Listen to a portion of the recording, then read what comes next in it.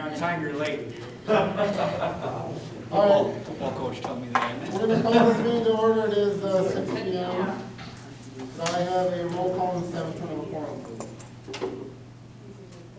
Sorry.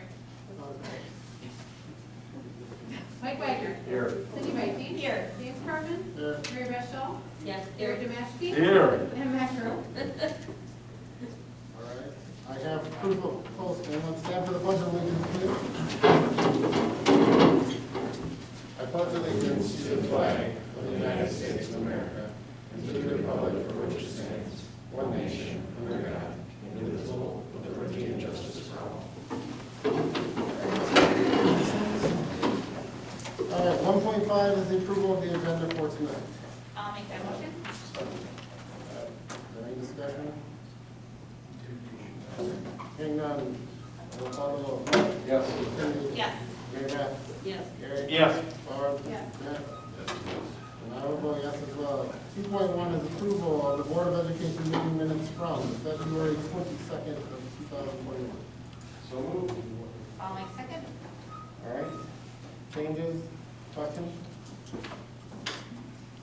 Hearing none, we'll call the vote. Mike? Yes. Cindy? Yes. Mary Beth? yes, Gary? Yes. Barb? Yes. Matt? Yes. And I will vote yes as well. 2.2 is the approval of the payroll accruals / disbursements. I will make that motion. I'll second. Does anybody have any questions about anything? I was curious about the On Cooking plus My Lab culinary. Is that for a new class or a new curriculum for? Part of our curriculum of actions. Okay. What you do in most of the classes. So, In, that action set. In what grade level? Only consumer ed is Oh, okay. high school level. Yep. Okay. Well, it looked cool, but I didn't know. Yeah, all right. All right, thank you, Barb. Any other questions? All right, hearing none, we'll call the vote. Mike? Yes. Cindy? Yes. Mary Beth? yes, Gary? Yes. Barb? Yeah. Matt? Yes. And I'll vote yes as well. Is there any public input? No. All right, then we'll move on. Board President. I just wanted to say, I think things have been going great in the district. I got out to the Black Earth Elementary today. Scott Moore had me come out and help with, there's a new kind of pattern where they want people to drop off their kids and the buses, and so I was out there, and it was so nice just to see the kids again, and they were all happy to see me, and I hope that this is the start of, maybe we'll do that a little bit more, so I enjoyed it, and it was good, and football started today, so good things going on, but I'm just so happy about the district in general, the schools, the staff, everybody just seems to be doing the best they can and staying positive, and so that's great. So, thank you. Thanks, James. All right, so we're on to 4.2, which is district administrator / admin reports. Yep, the only thing I wanted to mention, because obviously we'll do our operational planning presentation like we've done for almost a year now, is last Thursday, I had the pleasure of joining Ed O'Connor and Elizabeth Freeman. So they're the two consultants that we've worked with from CISA 2 for the last 4 school years. And if you remember, a couple months ago, we had done a joint virtual presentation with them for the state convention regarding our continuous improvement planning work. Liz had jumped on and had done, is it like a podcast, Liz? Had done a podcast regarding some of the stuff going on at the middle school, high school level with their school improvement plan. And then last Thursday, I was a part of the CISA 2 superintendent's meeting, monthly meeting that they run, and we presented regarding our continuous improvement work that we've done in Wisconsin Heights. So I just wanted to share that because that's one of those things that, like in this setting, there was probably 25 or 30 other superintendents on that meeting. But to be able to share kind of the progress and the progression of the district, to engage in that type of dialogue with other superintendents in our CISA region, and just to kind of share our journey. And by no means are we close to an end product, but I guess it once again, for me, is reaffirming and does serve as a reminder that we're moving down a nice path, because those opportunities don't come your way unless other people recognize what's happening in your district. So that's kudos to everyone, that's kudos to our staff, that's kudos to the principals that have boots on the ground with teachers that are still trying to make this stuff happen. And we still talk about this and work on this even in the midst of the complete upheaval of a traditional in-person learning experience for the last year. That work is still at the forefront of what our principals are trying to do with their teachers and what our teachers are trying to do with our kids. So I felt it was important to bring that up because for me it was like a 1 hour, like, oh my goodness, we're still engaged in this work and it's still meaningful and it's being recognized by our peers. So I just wanted to say that and say thank you to our staff for all the work they've done because it would not be possible without person 1 through 130. So good stuff. I was just curious if you could talk about Brad and Grant from UW-Madison about teacher mobility data. I was just curious about that. Yep. So those are friends that I've made in the dissertation process. So they work for the Wisconsin Center for Educational Research, and they have statistical capabilities that far outreach what Jordan Sims has. So I have been partnering with them and meeting with them regarding some studies that they're doing at the state level for the DPI, and that coincides with my dissertation on teacher retention and teacher stability. So we've been going back and forth and having Zoom meetings over the last couple months as they've done more research and gathered more information, and then I've shared feedback from my literature review and some of the research I've done. So it's been a very interesting and fortunate partnership for me. Shout out to Liz Dostal. She had worked with them in the past through some of the grants that she wrote in the previous district. So she, as I was talking to her about the statistical analysis that I needed to conduct for my research, and not having my research class in 5 years, I didn't know that my skills were at the level of chi-squares and things like that anymore. So she got me in touch with UW-Madison, and we've had a great conversation ongoing now for a while. It's been really interesting to engage in that dialogue with them, because the last conversation we had is analyzing teacher stayer rates from 1999-2000 through 2017-18. So it's going back 10 years before Act 10 and now 8 years after Act 10. So to have that dialogue with people that are conducting research on behalf of the DPI, and we'll be releasing reports this spring. It's interesting to be on the ground floor of those conversations. So that's the long-winded response. I've talked to them a lot. It seemed to stand out a little bit from your normal meeting. Yes. That's what I'd ask. Yes, and it does. All right, anything else? Nope. So then, I guess we can move on to our district business committees. Looks like our first one is budget and finance for Focal Point. Cindy is the chair, but this. Go right ahead. Well, so the question was posed, how much savings has developed from schooling at home and now the hybrid learning since the onset of COVID? Some schools have seen substantial cost reductions. So the question was posed to us, and I talked to Jordan, and he said, why don't we just look into it and come up with some numbers and do a presentation and put it out there, and then people can look at it. So. Yep. So James set it up nicely and put it on a tee for me. I worked with Cheryl and Bev and the rest of the administrative team just to make sure that we were kind of considering all facets of this situation. So what we went through is kind of some baseline facts, because I do think there's a bit of a maybe misperception on the part of some individuals that, like, well, the buildings have been shut since March 13th of 2020 and there's been no one in the buildings. A portion of our staff continued to work out of each facility, even in the spring. Obviously, as we learned more about the pandemic and what you could and could not do, those numbers have gradually increased. For this school year, nearly our entire staff has worked out of the facilities. If you remember our conversations back in late July, early August, that was something that we had prioritized as a district to ensure that we were providing high quality instruction even if it was online. our district, perhaps some of these other districts that maybe experience significant financial savings, I don't know.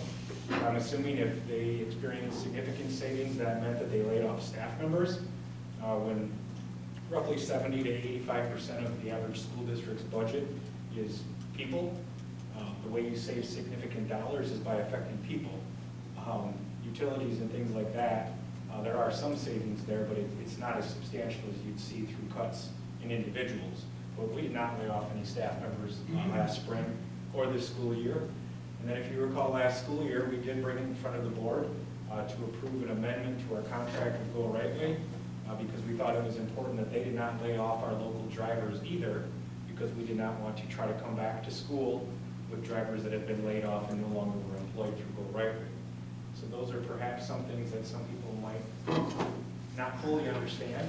A few other things, even though we certainly have not been full go in-person instruction from day one, we have had some students in person from day one. I thought this was a good visual, or I should say number representation of what we've talked about in terms of turning the dial.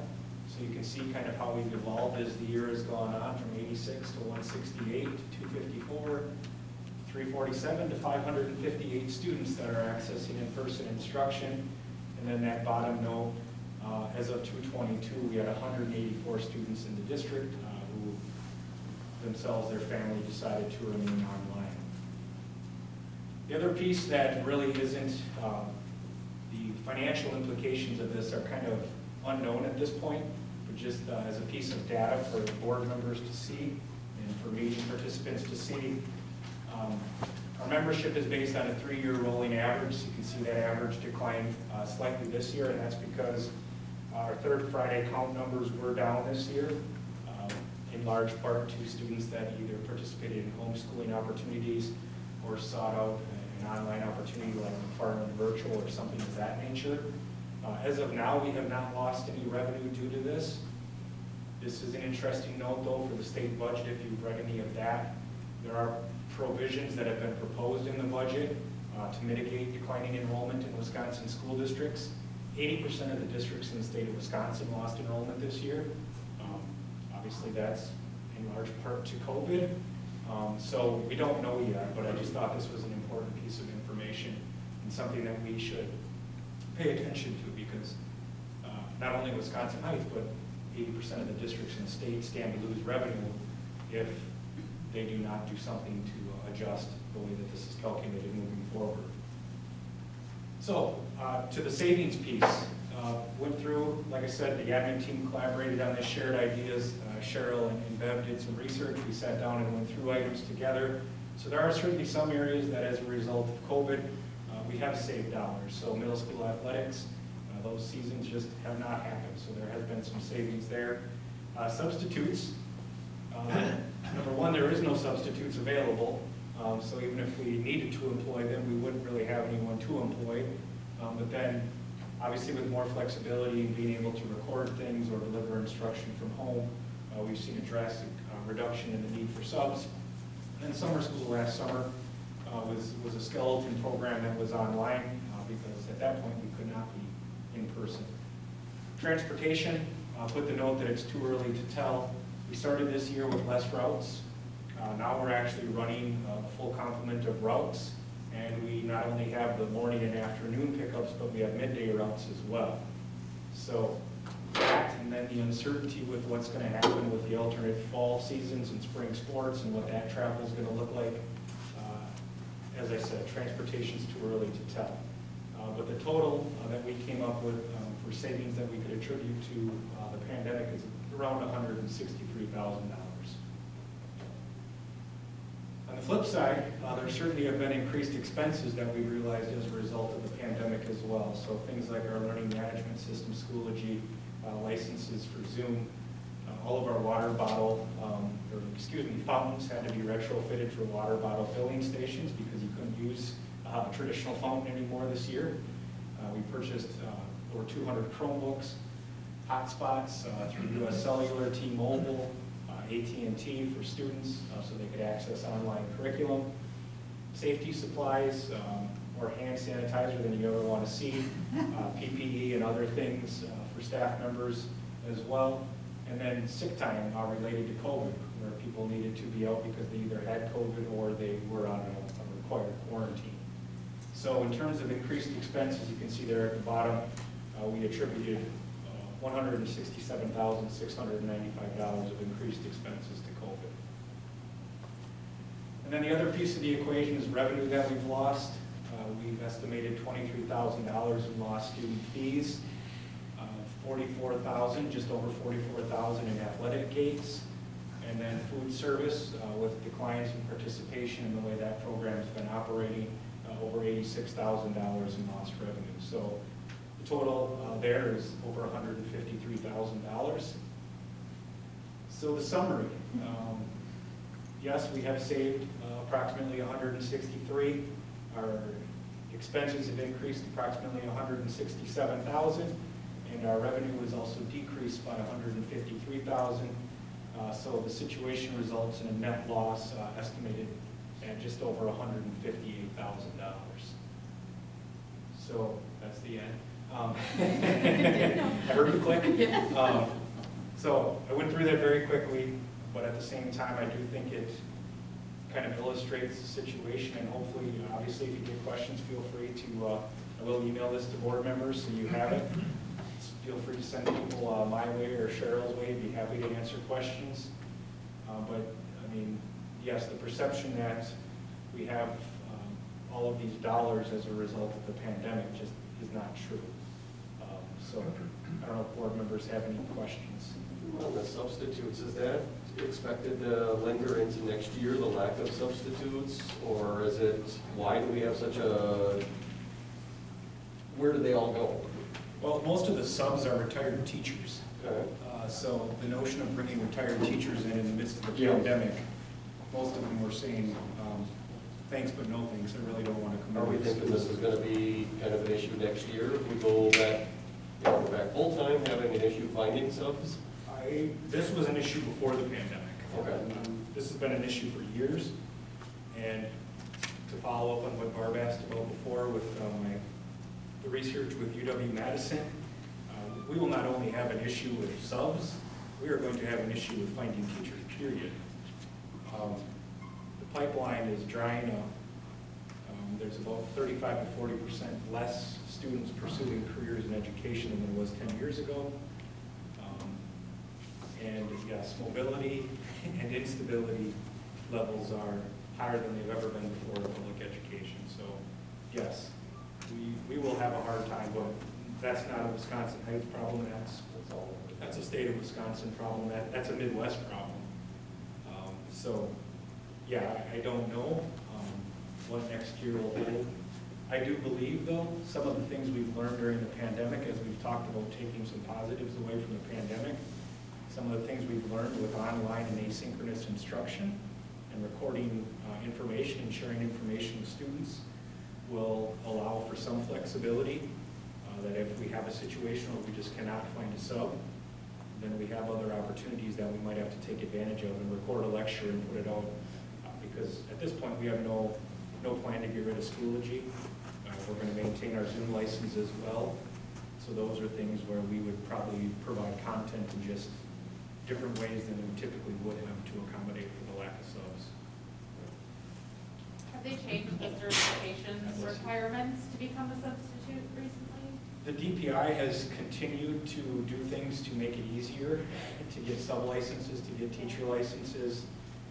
Yes, they have. I mean, to the point where people with associate's degrees, if they go through and complete a short course, can actually get a short-term sub-permit. And the other piece, I mean, with the economy prior to the pandemic, part of what accounts for a shortage of teachers is when the economy is healthy, there's just more people that want to get into the labor market, and they see better opportunities to make wages in the private sector than they do in the public sector. When the economy shrinks, people then tend to get back into education because it's generally a more stable career. I mean, over the years, Act 10 hasn't helped us either. I mean, I think as a result of that, there's a 25-30% reduction in the amount of students in the schools of education around the state anyway. I don't know what the latest figures are, but there's just less people getting involved as well. And like everything else, like you said, when you used to have a pool, now you've got a puddle, and you just don't have that kind of choice, healthy choices. So the interviews that I conducted with superintendents for my dissertation, they were all from rural schools, and they told similar stories of 2007, 2008, 2009, years leading up to Act 10, posting an elementary position, having 200 to 300 applicants for an elementary teaching position, and some of those same districts now getting less than 5. Wow, that's crazy. So, yeah, to hear that lived experience certainly is a pretty stark reminder, and fortunately for us, we still have enough desirable things going for us. We're quasi-rural, but we have access to things that young people still like. When you are in Prentice, Wisconsin, you don't have a lot to offer relative to what 22 and 23-year-old people are looking for.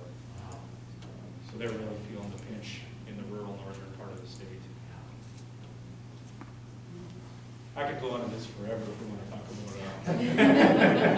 I'm going to have to defend this in a month, so you can be my practice. What else do you want to know? Is there a role for the board for retention and recruitment kind of committee or subcommittee to kind of help analyze, local, enhancements or perks that aren't salary based, but in the community? I mean, that's a great question, Matt. That's one of the things that came out of the future search. That was actually the number one thing that came out of the future search was the attraction and retention of quality staff members. So that's something we followed very closely. And since the first year, we really have drastically improved our retention the last few years. And yeah, you're correct in that it's kind of a two-piece equation. You have salary, benefits, and things matter, but then it's also the culture and the environment and the community and the amenities and kind of what it is that you can market that's different than dollars and cents. So, I think the biggest thing from my perspective and that the research would suggest is just a positive culture and a positive school district with solid leadership, because that's what drives people to either stay or to leave or to even be attracted. It's really a lot of word of mouth in this profession. So when people see a job somewhere, they're emailing their friend that they know lives close by and says, hey, what do you know about Wisconsin Heights? So I think as much as we can do as a district to continue to promote the positive things that are going on here and to, despite some of the chaos around us, remain positive as leaders, that's what's going to help us continue to retain and attract staff members.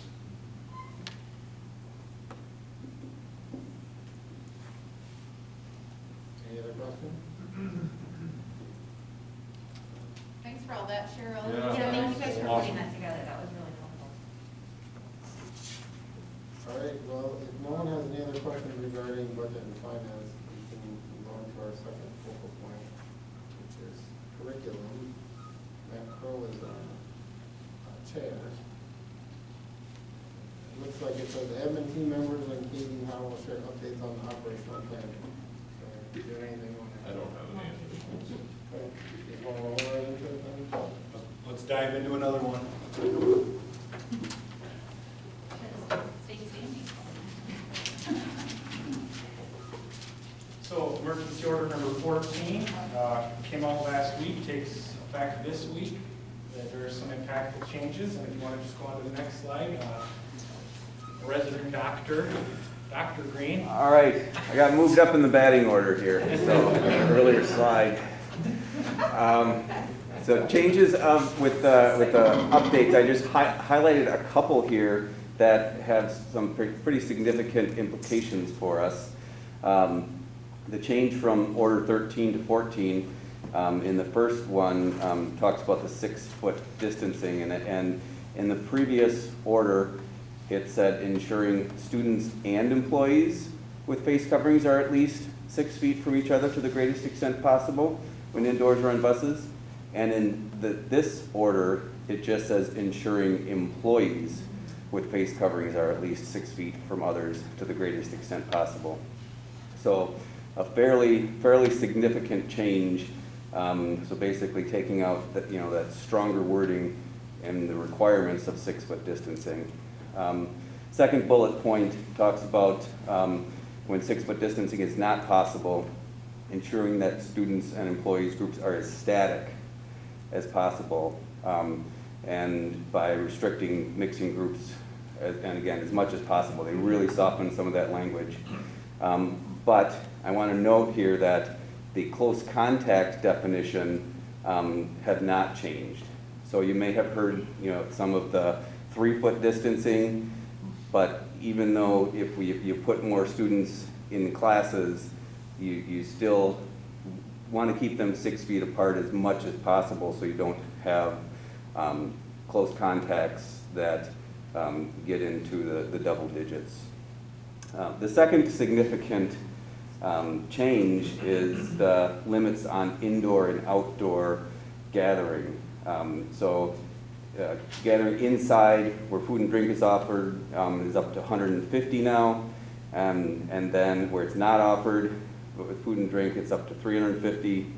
And again, talking about the 6-foot distancing as much as possible. And then last bullet point, gathering outside limited to 500, and face covering is still required at gatherings of more than 50 individuals.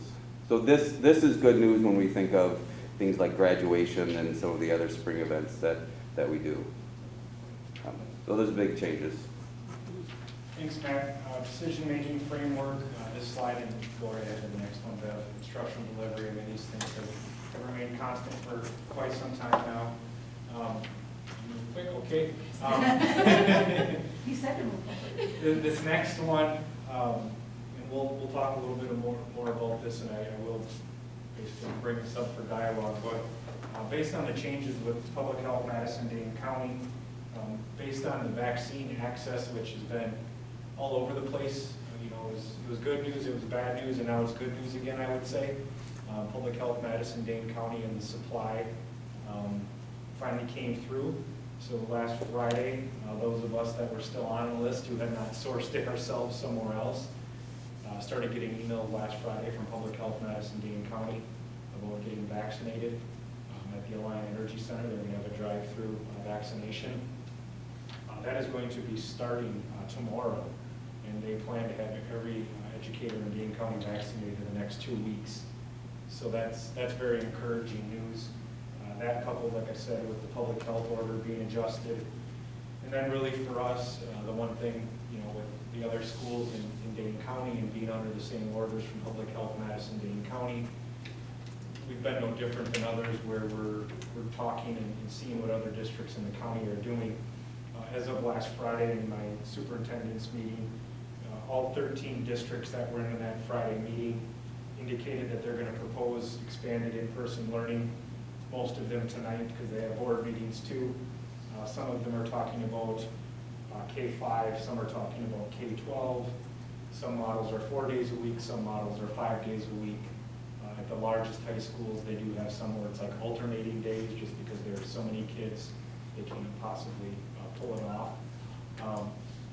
All of that being said, after that meeting with Dane County on Friday, I hastily tried to organize and organized a quick Zoom meeting with the admin team to just say, what is it that we think we can propose to the board, basically just to have something in front of you tonight to say, hey, plan and see where this goes in terms of the numbers and the details as they would work themselves out in the next 2 weeks. So if the board is amenable to the further exploration of this, then the plan would be is for the principals to survey parents.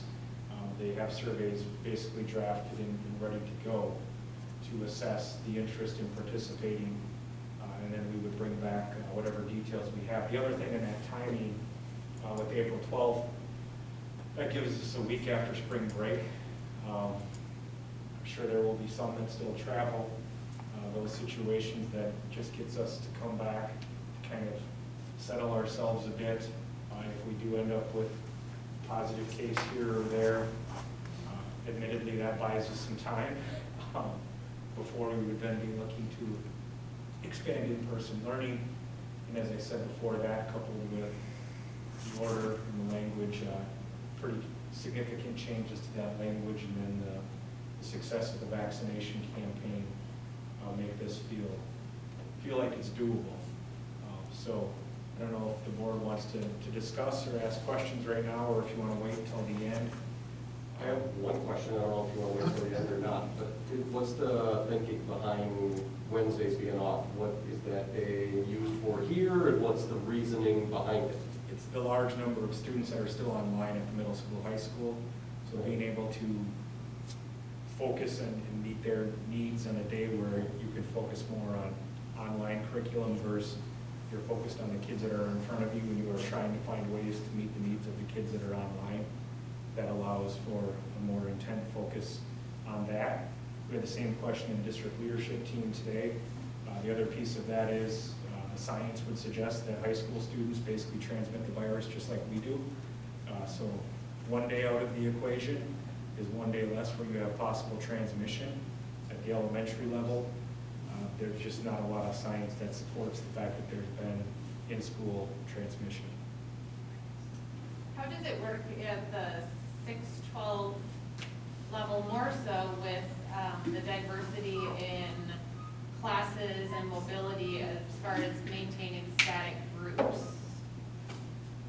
That's where to the greatest extent possible comes in. It doesn't. Right. Well, and you have to remember, this would be taking place in April, so we're not talking about, you know, it's gonna be a short amount of time and then summer's gonna be here, so we're just gonna kind of do the best we can, get the most number of students in there, and this is the prep for hopefully next year, everybody coming back in person all day long. So the biggest piece with that is you maintain as much distancing as you possibly can. And so if that distancing goes down to 5 feet because you need to trim from 6 to 5 to get 17 kids in a room instead of 12 or 10, I mean, unfortunately then, if someone tests positive, then you know you're going to have a close contact and it's going to be that child that's sitting in that seat. So, I mean, those are the conversations that we have where it's like, yeah, just because it's no longer a requirement to be 6 feet of distancing, as Matt said, close contact is still a close contact. So that's kind of that balancing act between trying to get more kids for a longer portion of the day, but then understanding that if you do have positives, then you're going to have close contacts. It's that trade-off. How will this impact busing? Because right now I'm seeing individual seats and all separate. That is a great question. So that is why we need a month to plan this, because we do not know what the bus would look like. We would have, I mean, we are planning to stick to that. We do not want to mix families in a bus seat, because the dominoes fall incredibly fast there. We talked about staggering though, start and end times. So we kind of said this would be a dry run on a single campus. So elementary would start 30 to 40 minutes earlier than the middle school, high school, and would end 20 to 30 minutes earlier. So the buses would run elementary routes conceivably and come back and run middle school, high school routes after they disinfected. That's why we need to plan them. I mean, we need to know how many people we're talking about before we can decide what a bus route even looks like. Does the new order change a lot of the in-classroom operations compared to what kids are experiencing now? Or, I mean, is it comparable to what they can expect, or? Yeah, no, I would say minus the fact that maybe your chair is now 4 feet instead of 6 feet, it's gonna look the same. You're gonna be in a mask, you're gonna be, the hygiene protocols, the washing of the hands, the sanitizing, all of those same protocols stay in place. I was just gonna say in food service. That's another challenge that needs time, because now we're gonna be having to serve lunch. So what that looks like, spread them out as far as you possibly can, and you're not all gonna be in the cafeteria at the same time. I can tell you that's not what it's gonna look like. It's like I get it, but it's just, I know. it's on this rigmarole of just when you get comfortable with something, You disagree, refresh my memory, so they're saying 2 weeks for all teachers to be vaccinated, is that like this week, like for next week? In the I was next just 2 counting weeks, weeks. yeah. And part of what they released today was claiming that 2 weeks after that vaccination, people would not have to quarantine anymore if they were exposed to somebody. So by the time this happened, we're 5 weeks out, so I mean, that 2 weeks would be past us. Yeah.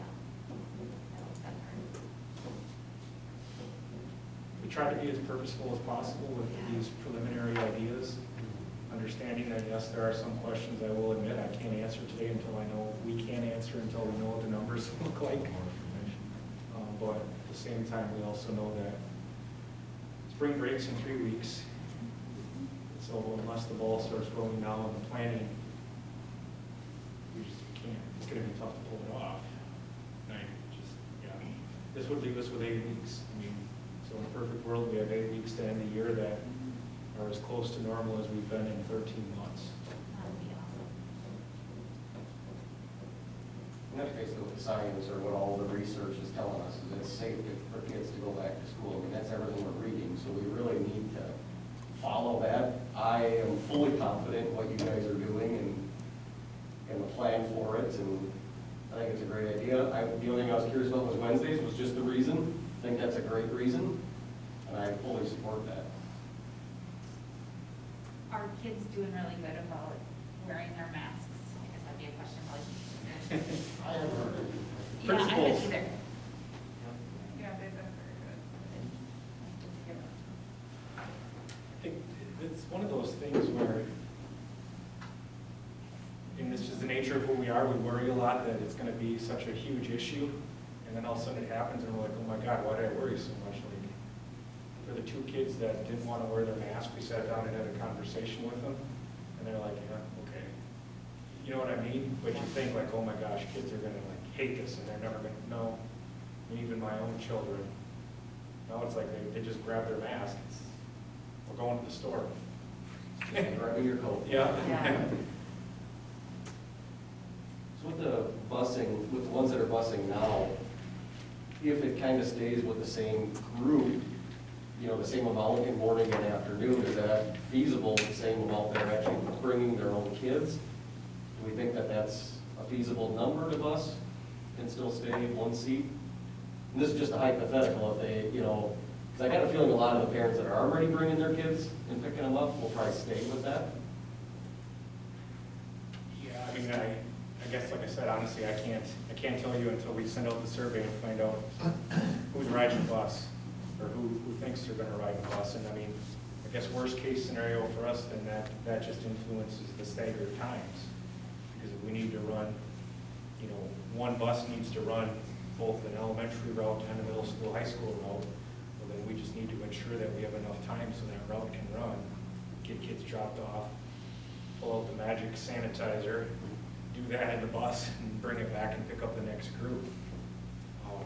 Because, yeah, I mean, the one per seat thing, that is one that I would tell you that I would feel incredibly uncomfortable about deviating from that, because of the optics of that, and then the domino effect, like I said, about who becomes a close contact and how fast you now have, and potential spread. I mean, it's not even just yeah, that one, that becomes a concern fast on a school bus because of the close proximity, the 5 to 6 feet that we see in a classroom.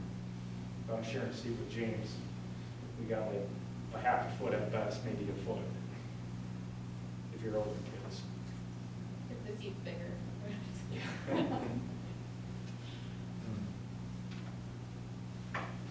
Well, I guess the only other thing I would say is, I've talked to a lot of the bus drivers, and just the simple fact that, you know, we showed support for them at the beginning. They're 100% on board with whatever we've asked them to do. They've been super flexible, and that relationship was something that I think we found value in it at the beginning, and now we're kind of reaping the rewards, because they're bending over backwards to do whatever we ask them to do at this point. So, shows good credit to us, you know, for those choices. We have a lot more left in the presentation. Okay. Just, we can bring this back at the end, but I just wanted to get it out there now, so it wasn't like the bomb dropped at the end. Mr. Moore. Okay, so it's the same as the last many weeks here, but just noticing the differences of numbers that have increased or highlighted there or decreased. If it's online, it's more, they've come in person now, so those numbers have changed. So just kind of showing you that, and actually under second grade, it's 15 online and 7 in person. It just didn't change over in time today. So we had someone start today, and we'll have another start next Monday, so those will be different even for the next time we have a presentation. So yeah, it's almost every week we're getting somebody, which is totally fine. Just, you know, it is what it is at this point. Any questions about what we're doing at Blackbird? Thanks, Scott. Just sharing the numbers at Mazo, we have had a little bit of movement. We've had one third grader move now to in person, and then we've actually last week had 3 fifth graders come back to us in person. So since we started the hybrid, it seems like we've gained a student here or there along the way about every week. So it's been a positive trend. Things are going well. Does anyone have any questions for me? Thanks, Bill. So, with the new health order and the end of third quarter, we are looking at a staggered return. So students who want to add into the current half-day hybrid model will be able to do so with the survey that I sent out. And they would start on 3/22 because the end of third quarter is the 19th. So they would get 2 weeks in the half-day hybrid, and then we would bring students back in 4 days a week, starting on the 12th. And so students would have a choice when they fill out the survey about whether they want to add on 3/22, if they want to wait until 4/12, or if they want to remain online. The biggest challenge is going to be lunch and transportation.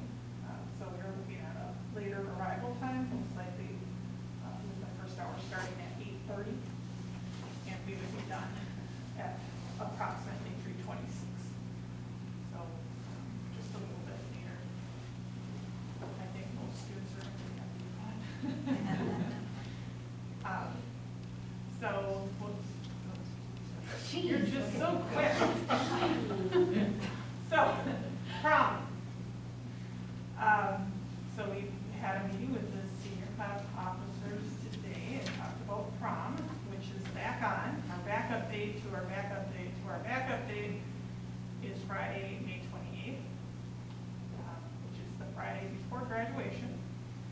So under the current order, they would be socially distanced with masks, and they had already planned to be off campus at an indoor-outdoor facility. So we're moving forward with that. And graduation, we are looking at an outdoor ceremony on the football field, socially distanced and masked. If we hold it outside, we can make it a ticketed event with family pods, which will increase the number of tickets per family. And we are holding it Sunday, May 30th at 1. Rain or shine outdoors. So if it rains, we're just all gonna look really pretty. Right, perfect. Anything else, Liz? No, Any that's questions? enough. Any questions for Liz? On the survey, is that just going to the students or is that going to the parents? Because I know students don't always communicate with their parents when they're filling that out. Really, are you shocked? And then, you know, if the parents want them to do one versus the other, I didn't know if they even know that was an option, so. It will go to parents. Okay. Speaking from personal Yeah, experience. just, Just an observation, perhaps, yes, yes. It's okay, I still had students saying today, what? We don't have to be on campus tomorrow? Oh my God, how many emails did I send you last week? Any questions for Liz, or are you good? All right. Katie? Hi. Hi.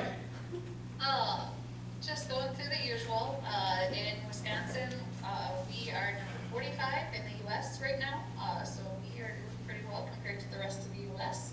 When you look at the Harvard Global Health Institute dashboard, we are still in the orange, but we're really close to their yellow level. So it goes green, yellow, orange, red.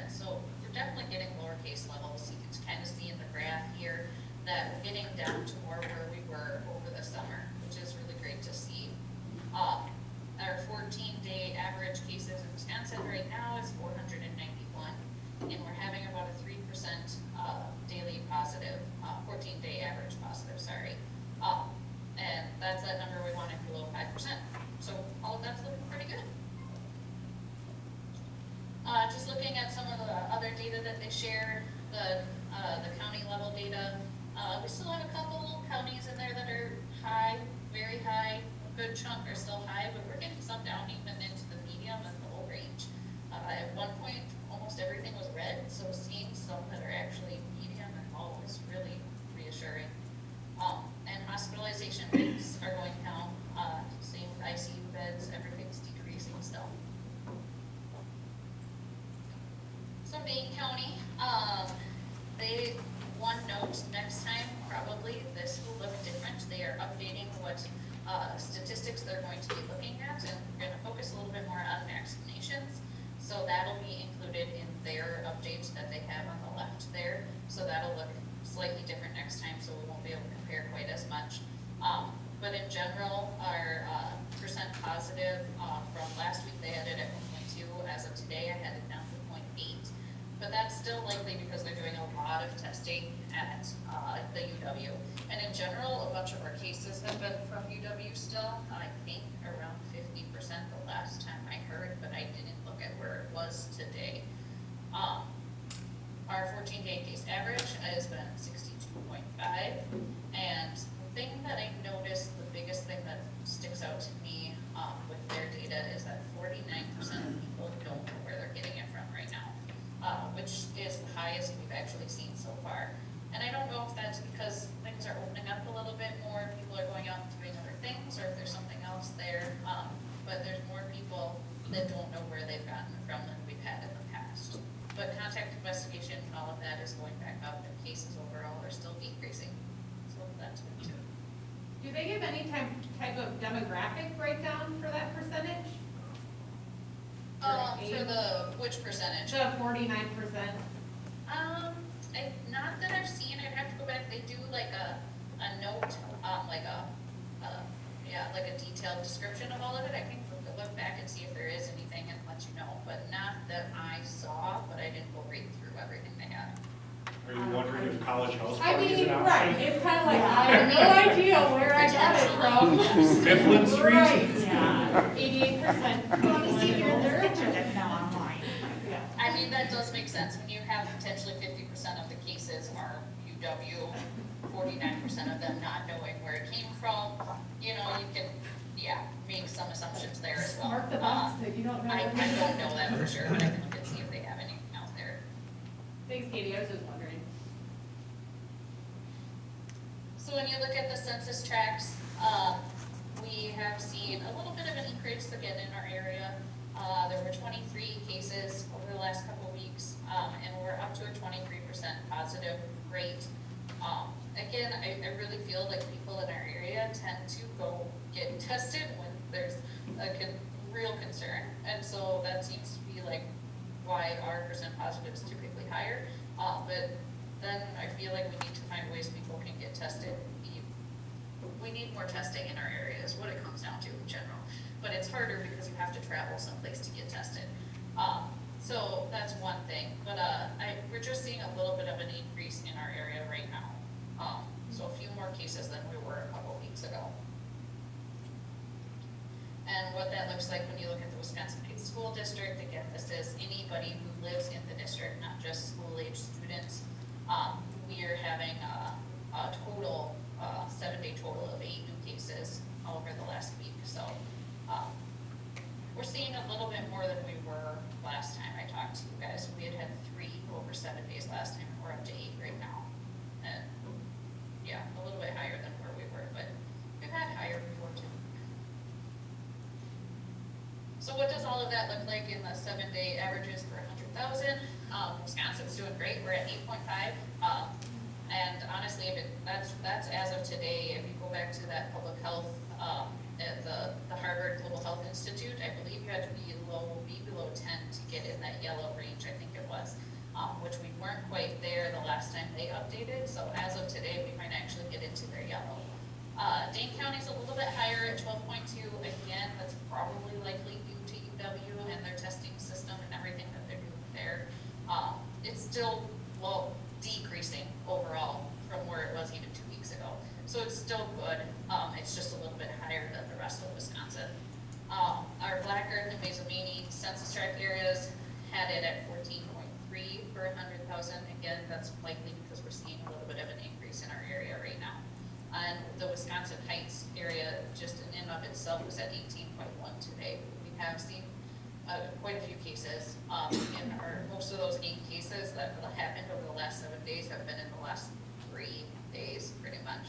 So we're having a little bit of an outbreak in our Wisconsin Heights area right now. Just, Katie, sorry, real quick, I mean, I'm confident everyone understands this, but I think it's important to note, I mean, for me, when I see these numbers, our numbers locally, the further we drill down, I mean, it's just important to remember the more susceptible we are to 1 case or 2 cases having a more drastic impact on these percentages, because the sample's so small. Yes. So when you look at percentages, it's important to remind yourself that, I mean, like, oh God, 18%. One case makes Well, that's, yeah, Yeah. just given the size, once you drill down far enough that your sample size really does play a pretty crucial impact in what the percent looks like. And that's just, I think, something that we've reminded ourselves throughout this, that depending how you look at these numbers or how you want to look at these numbers, there's a few different ways you can interpret. And that's just one thing for me. It's like, I see that and it's concerning, but I also understand what drives that, and that's the fact that the sample's so small.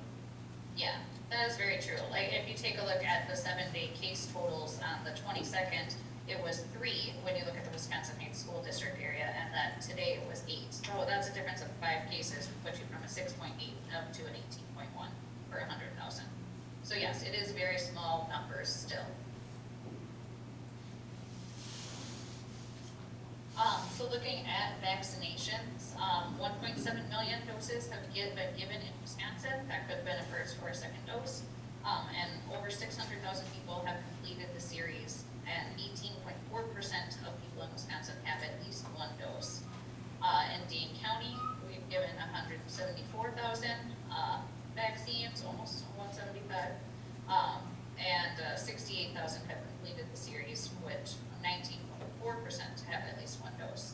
And going back to what you're talking about a little bit about teachers and vaccines, we're doing really well. So 84 people as of today have gotten their first dose, and 24 will have it by the end of the week, which is a total of 108 of our staff, which I have a total of 138, if I believe, if that's correct, Deb? Yeah, right around there. So we have about 30 more people that have to get vaccinated, or they have decided not to get vaccinated. But some of them are still just trying to get in, which Public Health today said they would hopefully get them in this week. So most of our staff should get vaccinated this week, and a bunch of them that are getting it this week are going through the Alliant Energy Center, which is the Johnson & Johnson vaccine, which is only 1 dose. So they will be completed by the end of the week, potentially. They just have to be 2 weeks out from that to be considered where they won't have to quarantine. We have 42 staff as of right now that have been completed. That's been pretty much the same. We should have more added into that soon. Either they've gotten the Johnson & Johnson vaccine or they're getting their 2nd dose pretty soon, and then within the next 3 to 4 weeks, all 108 will be in that, if not more, once I hear from the other 30 people. And that's 76.8% of our staff have their first dose or will by the end of this week. So Katie, question, is everybody opting to get it? I would say a majority are. There's only a couple people that were maybes or no's, and we'll see what they decide they want to do. That's their choice, but I would say we're probably at 95, 98. I didn't do the calculation exactly where we're at, but it's upper 90s of what we probably have for people getting it.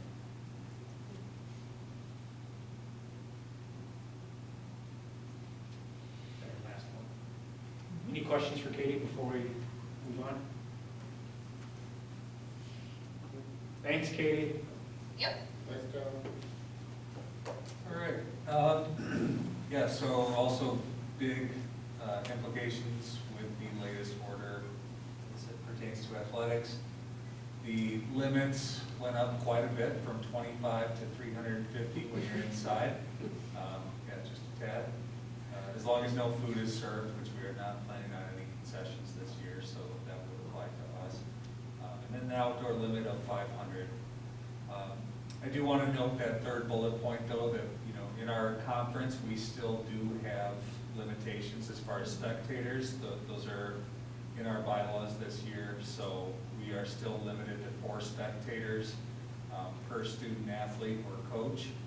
So basically what we did during basketball is the schools would exchange spectator lists, and you would get an idea of how many are coming to the event, what the relation is. We still are asking that they are family members. You know, we are not allowed to have student sections yet or anything like that.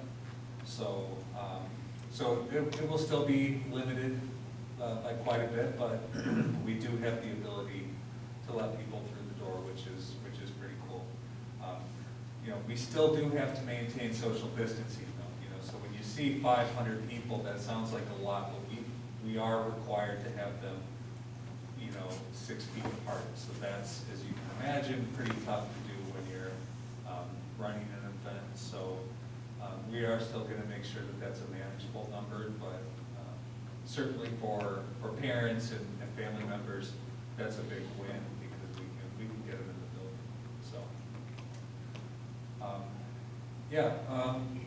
as you know, our volleyball team started. We had our first game in the gym in over a year, which was really cool to see. And now we have paused. They will resume on March 19th. After that, there's a reacclimation period of 5 practices prior to your next competition. So in effect, we are out of competition until March 25th. So yeah, definitely not ideal. It's, you know, we have seen it so many times throughout the state, and now we're living it and we're learning from it. And you know, as we start up more sports, which is on the next slide, with start dates, you know, this is all just stuff that we can learn from moving forward and talk to as coaches and families and student athletes to see what can we do to prevent this sort of thing. So you know, we always look at those setbacks as opportunities to learn and grow, and that's what this is going to be. So just for your own knowledge, you can see how we are starting to ramp up a little bit for the spring. The schedule is coming together, and it's looking very manageable, and especially like we talked about weeks ago, the ability to host is something that is a big victory for us as far as managing transportation and being able to have athletic events both home and away. So that's going to help out quite a bit. Any questions on athletics at all? Are the spectator lists used for purposes of like a mass outbreak? Like, does the host school have any liability should some mass exposure event happen to then go through the Yeah. spectator list and let everybody know? Some do that. Some will have spectators leave their phone number for contact tracing. You know, there was just a survey that went out with Dane County schools to see what everybody is doing in terms of that. So some will do that, some do not. You know, the ones who do not will simply contact any school that was affected by a positive case, and then that school takes over the contact tracing.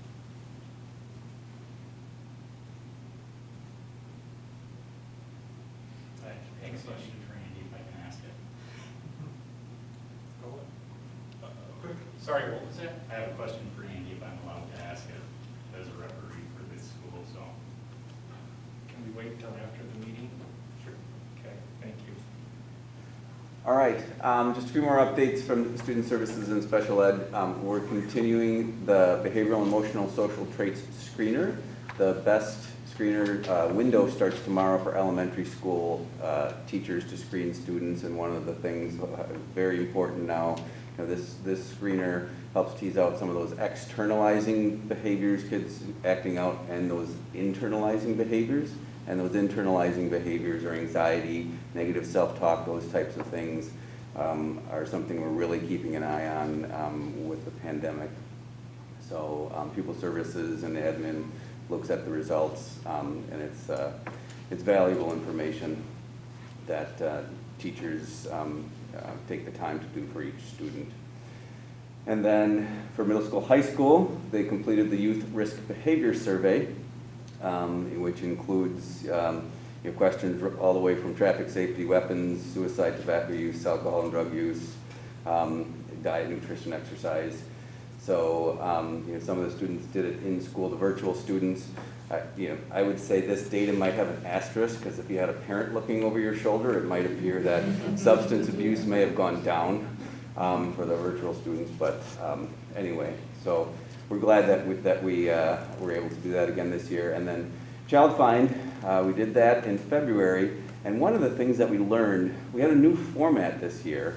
Instead of kids rotating through 6 different stations in more of a kind of a festive atmosphere, we really took a step back and we reduced the amount of staff members, and one staff member did all 6 stations in one room with the parent, with the child and the parent present, and we found that that was so much better, that kids who may not have warmed up right away after a little while really got to connect with the staff member. So that is a huge lesson for us, that this is a change. We are going to stick to it. We made better connections with families that way, and we may not have changed had it not been the pandemic. So it's a silver lining with child going. And we had just about the same amount of families come in. So we're glad we had to make that change. Thanks, Matt. Rebecca's information for food service. She did see a little uptick again in participation. So hopefully we can maintain that throughout the rest of the year, but she just wanted to reinforce if there's feedback, she's always open to that, so phone calls, emails, whatever it may be, to try to improve the program. And very excited for the pizza party coming up on the menu, so if that's something you haven't signed up for, encourage families to do so. I know Bev worked with her to send some information out in the community as well, because the program is open to even students that are, individuals that are not in school, but within the community. So that's another thing that they've done to try to get the information out there. So shout out to Bev and to Rebecca for that. So just kind of what lies ahead. Vaccination dates for Dane County. Emergency Order 14 getting started this week. Obviously our next meeting in 2 weeks, and then that date in the bottom, the tentative start for some full day in-person learning. And obviously the planning, yes, will commence quickly in getting feedback from families and seeing who's interested, and then working with transportation and food service and all of the other logistics. I think we're at about as good of a point as there could be in the calendar, though, with the time that we have to prepare for it. And then, as I said before, to then hopefully enjoy 8 weeks of relative normal in terms of instruction. So any questions for anybody, or any follow-up to that presentation?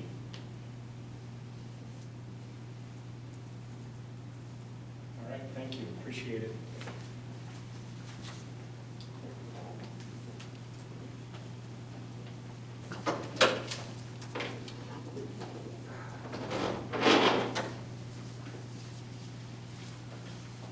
Anybody have anything else for curriculum?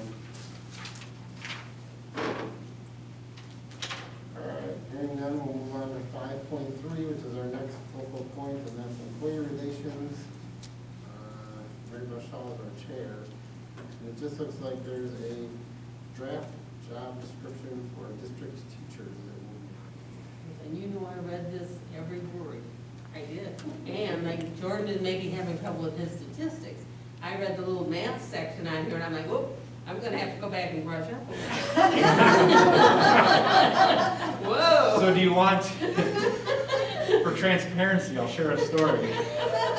Why is Beth hanging her head? What is that all about? Bev got me the draft job description, and believe it or not, the statistical category was even more robust on the draft.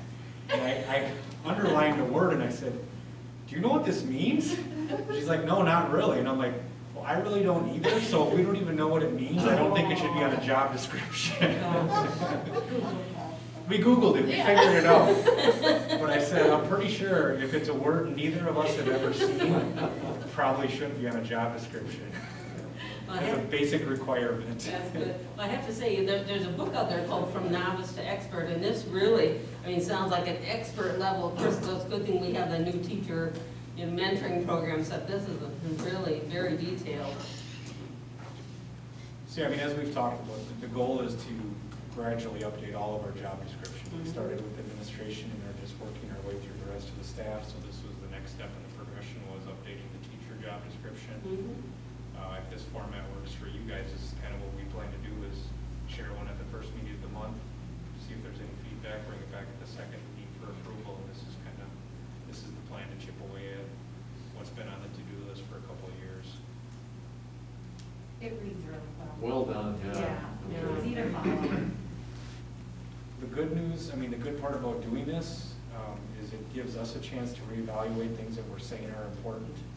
In a world of what you talk about in terms of things like school improvement planning or PLCs, this is a good opportunity to make sure that that's reflected in a job description. Same thing was true for the administration. So like under essential functions, number 13, active participation in professional learning community team to produce high levels of learning for all students. That's something that perhaps 4 or 5 years ago may not have been at the forefront, but right now, that's about as essential as it gets for us. So if there's any feedback in the next couple of weeks, or you notice a word or something, feel free to let me know. Well, there is a higher level of competency expected for grammar and stuff. I noticed that was good. Yes. So let me know, and if not, we'll bring this back at the next meeting for approval. All right. Anybody have anything else for employee relations? Hearing none, we'll move on to 5.4, which is facilities and transportation. Mike Wagner is our chair, but it looks like we have reps from PSI that will join our meeting to provide updates pertaining to the following. Job design, we're going to get the solar energy presentation tonight as well. So. Yeah, so Jim, I'm going to turn it over to you and just kind of let you take it from here, so go ahead. Great, thanks guys, good evening, good to see everybody again. Beth, can you bring up the update portion instead of the solar one first? Yep. So unfortunately, Chris Garrity could not be here tonight, so I'm just going to review some of the updates over the last couple of weeks. There is a lot of things going on behind the scenes, but some of the things up front, the middle school, high school, the $5 million upgrade pricing has come in, so on Friday, we're going to review with Jordan and Bill and his team all the contractors and the pricing and get that moving so we can order some of the equipment that has some long lead times so we can get that moving as soon as possible. We had a staff update meeting where the staff was invited to a Zoom meeting and we took a look at the elementary addition in detail. The addition has changed a little bit since our original drawings because we've taken a lot of input from the staff and the administration team, nothing major, but I think there's been a lot of good changes. There weren't really any questions after that meeting, so I think we're getting to the final plan. I think everybody's happy with it. We also had a Zoom meeting with Mary Jane and the administration team to talk about the media center. And we wanted to make sure it met the needs of the district for now and also for the future. So we made a couple tweaks to that, but I think we're in good shape there. Some upcoming things would be a final page turn for the addition, which that's going through every section, letting the district know this is exactly what you're going to get, so there's no surprises at the end. And then looking to get pricing in April for the addition. Chris and his team also came up with some new renderings, so you can see what it's going to look like. The art room, since it is an interior space, we had to get some high clear story windows so we can get some natural light in there. You can see that's kind of what the art room is going to look like. Next, the music room with high ceilings, the acoustical panels. That's going to be a little bit different than your normal classroom. And then the media center, a little rendering of what that's going to look like. And finally, a corridor hallway. We're looking to add color as much as possible to the hallways. We've been talking about adding different colors to different pods or different grades, so little kids can tell, what area they're going to, things like that. Again, none of this is set in stone yet. We're still working on colors, paints, things of that nature, but I think we're really getting to where we want to be right now. Any questions on the updates? Again, if you want to see updated plans, let Jordan know. We can get you anything you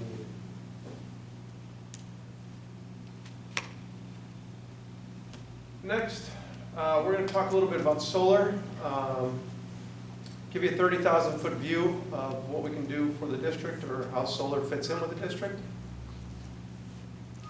Myself and Ryan Stout, our National Solar Manager, I brought him along to talk. He can answer a lot more questions than I have, so please, as we're going through this, either at the end or during, just shout out questions. We'll be happy to answer. You know who we are, so we can skip this one. But you probably didn't know that we're one of the biggest solar installers in the K-12 market in the Midwest. So that is something new, I think, that we haven't talked to the board about. I'm going to turn it over to Ryan, again, our National Solar Director. He's going to go through kind of an overview of what solar is, how it helps school districts, and specifically how we can help Wisconsinites. Thanks, Jim. Thanks for having me here. Just wanted to see how excited I was for Jim to have me up. So it's my first board presentation in almost a year. So it's nice to get out and not be on Zoom. So at Performance Services, we have about 5.5 years ago, we started our own in-house solar team. So what's nice about that, especially when we're working on your facilities, whether it's renovation or new construction, we work with the architects, we work with our engineers, mechanical engineers, electrical engineers to really nail down what the facility is needing. So that helps save cost and time over the years. So when we're looking at a project, we want to either meet or exceed any guarantees or expectations from our customers. We design and vet a lot of options. So we'll typically look at 5, 6 different things, different sites or possible placements, just to make sure that everyone is aware, expectations are set, and everyone can make the most informed and educated decision as possible from the board standpoint, administration. We do design with inverter redundancy, so instead of having one centralized inverter, we'll utilize multiple smaller inverters, and that helps with the downtime, keeping, if you have 20 inverters, you have one go down, it's not like the whole system's down, like one turbine, but it's just 120 in your system that we can work on getting it back up. So what the nice thing about solar is it's very modular, so we can, if you have a small portion that's off, then it will still, keep producing power. So again, it helps with, monetizing and stabilizing your utility bills. We design and only use the top 1 or 2 manufacturers. I was in manufacturing for several years, about 8 years ago, and know the importance of the right solar panel and understanding manufacturers and what they do from their performance and their testing internally. So again, that helps the panels from a longer life standpoint, producing higher amounts of power. Like I said, we understand school facilities, and also we have, we really understand the structural component. Like Jim said, mainly in Illinois, we've done 5 of the, I think 6 or 7 largest rooftop solar installations. So, we're talking megawatt-sized facilities on top of roofs. So, really understand and have a lot of experience on structural limitations for schools. That's kind of what's important with the possibility of looking at solar for your new construction. construction as well. At a glance, again, we have 33 projects. Like I said, about 90% of those are in the Midwest. Total of 68 systems, so a lot of the districts are put in multiple systems at different facilities. Just under 34 megawatts and just over 80 million in contracts. The main benefit, again, reasons why schools are looking at solar. Number one is financial. Obviously, if you're not going to have a financial return, it doesn't make much sense, especially in the market today. So, big thing with the solar is it locks in your energy rate. It really stabilizes that utility bill. The utilities keep going up, specifically in the Midwest. We enjoyed lower energy rates over the last 10, 15 years comparatively to the rest of the country. So, unfortunately now with a lot of this climate change stuff, a lot of our coal plants, a lot of where we're getting our power is increasing quite a bit, exponentially more than what we have typically seen. So, with solar, it really just locks in your rate, keeps you stabilized, and again, it can add money to your general fund and again, it lowers your utility bills. From an educational piece, this is really important to me when I came on to start the solar division of PSI. I come from another company that didn't really care about the education, and so we really pushed that. We, all of our designs and all of our budgets, we always put in their curriculum piece. And what was important to us is not just giving teachers like, hey, here it is, go figure out how to put it in. So we actually have partnered with Need. I know there's Keith up here. We look at both. It's accreditation for teachers. We also have a dedicated specialist that comes in, sits down, trains the teachers, and helps them understand how to work in the curriculum. So that really helps with the STEM programs too, as well. Really integrates all of those. And the third piece is environmental. Reduces your carbon footprint.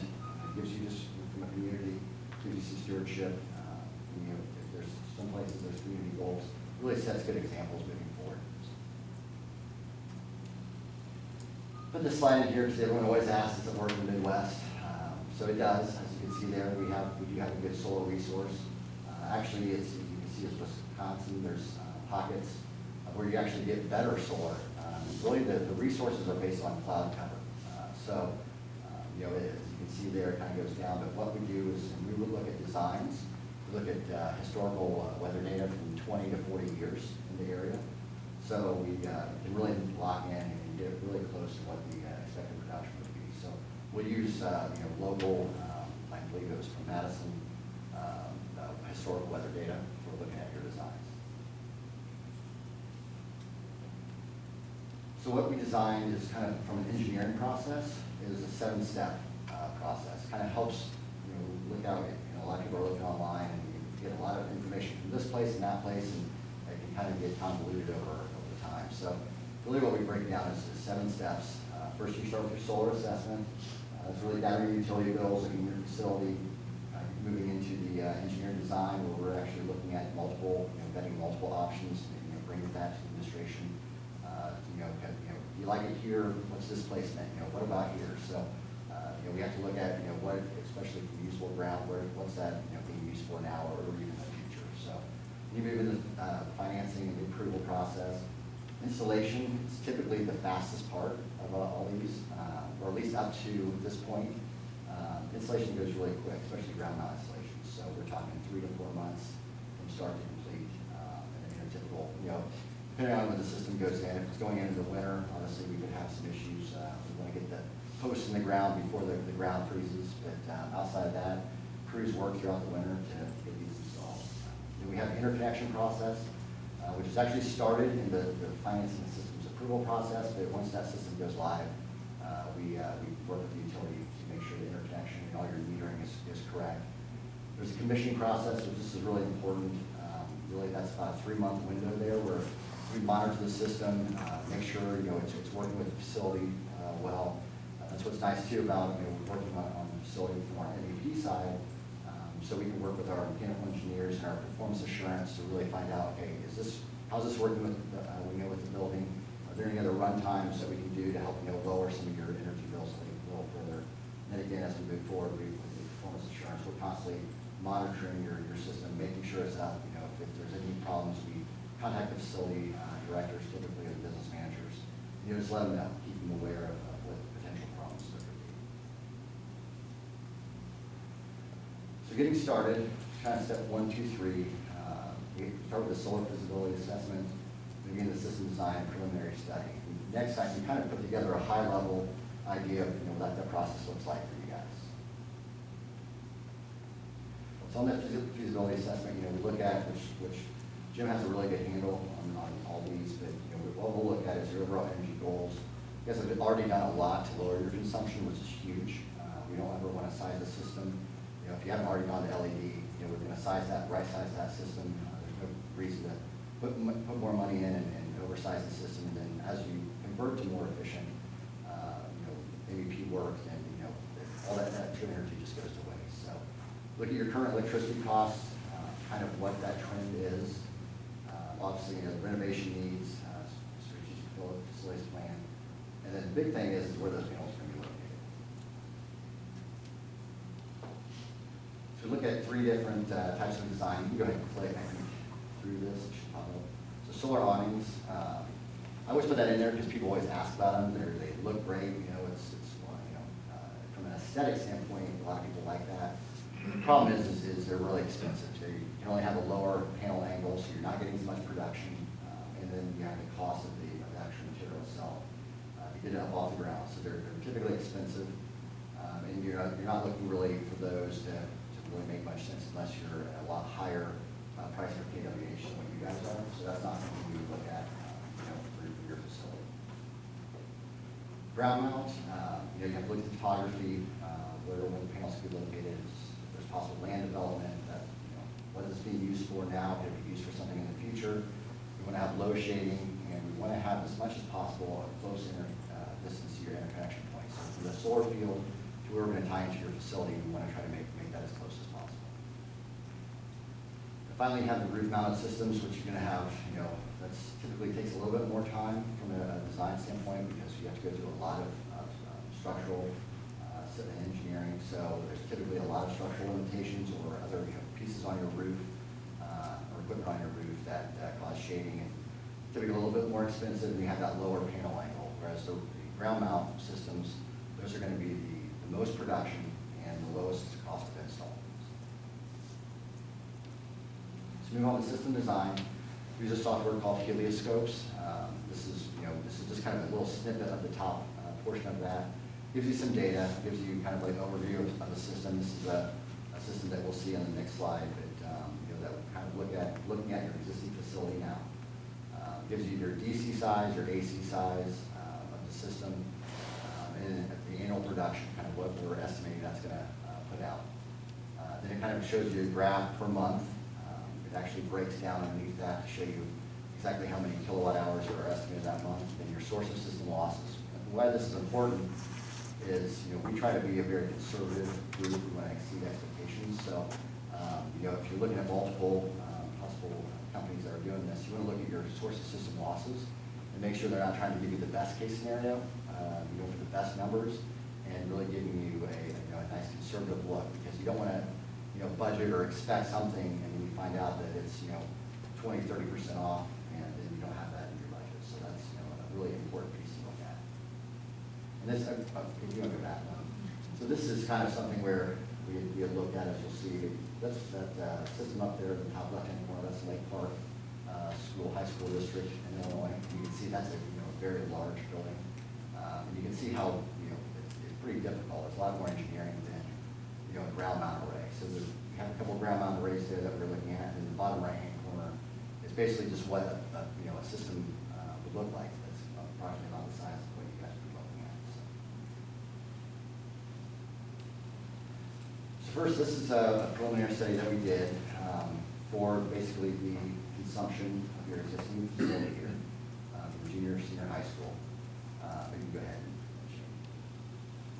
what it looks like, it's a 580 kW DC system, so that's actually the nameplate of the system in direct current, so it's the nameplate of the actual solar panels. The AC side of that is 466, so we always want to upsize our solar panels to the AC side, because you know that the panel's not going to perform in 100%, so we want to make sure that we have that ratio about 1.2 to 1.3% higher of the DC, so that way we're maximizing those inverters on the AC side. This is a ground mount that we're looking at here. The annual generation is about 780 kW. Your current building usage is about 853 kW. And this is 2019 figures, so we didn't want to look at 2020 with the COVID. This system would take off about 91% of your current building's consumption. We're trying to keep looking at around just $1 million price tag. So with that system, again, just high level, but pretty conservative. We're looking at gross savings of about $76,000 a year, and that's above over your utility bills. And then $3.3 million over 30 years. And just kind of as a reference point, it's about just over 700,000 tons of CO2 per year, which is about 70 homes that would take care of on an annual basis. You can kind of see at the bottom here the different graphs. So what we look at is where your solar would come in at and then your building consumption. So as we would nail this down, if you guys would decide to move forward, look into this a little bit more. We want to get a little bit more utility data, but you can see there that we want to offset, kind of keep that graph as close as possible, to work with your local utility company. This is a secondary option. This system would basically take care of your existing facility and your new facility. When we look at the design, there was a floodway and floodplain in that area there, so we wanted to kind of keep it out of that. So to take care of the 100% of your existing facility and new facility, we're talking about just over a megawatt of DC power, and that's 875 kW of the AC side. It's 1.4 million kilowatt hours, so we'd be able to get that just matched exactly to that. With a budget of just over $2 million, and your gross savings in year one would be $142,000, with $6.2 million over 30 years. Again, this is about 120 homes that have power per year in size. Nico, I guess we can stop. Is there any questions or any slides? What's the life expectancy of the panels and the equipment? Is there a lot of maintenance overhead? Do they last? Because I see basically it's 10 years to get your money back, basically, or to break even. Is there a lot of maintenance in that time frame, and what would that be? Well, we budgeted for this system. We budgeted in about $2,000 a year. Now that's not something we would take out. That's just something we'd say, okay, as we're putting in the cash flow, that we would want to kind of say, well, maybe look at about $2,000 out of that to put towards the solar. The solar panels themselves, we use crystalline technology, which is the oldest technology. It's developed in the early 50s. We know they're proven in the field. They have a 25-year power production warranty that's backed by insurance. So they do have some degradation in there, but that's all calculated in. That's also calculated in to our cash flows as well.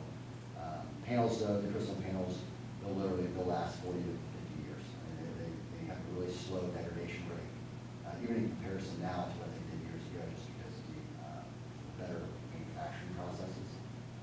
Your inverters will have about 10-year warranties that we, by utilizing several different inverters on the same project, we try to take off some of that overrunning the inverter. So the nice thing about the inverters too is they're solid state now.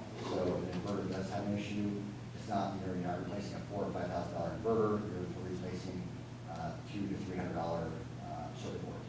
So the inverters are going to be, in full transparency, the inverters are going to be your crux, if there is one, something that happens. The panels, we still have yet to have any panel go with that, just because it's electron flow and just diodes.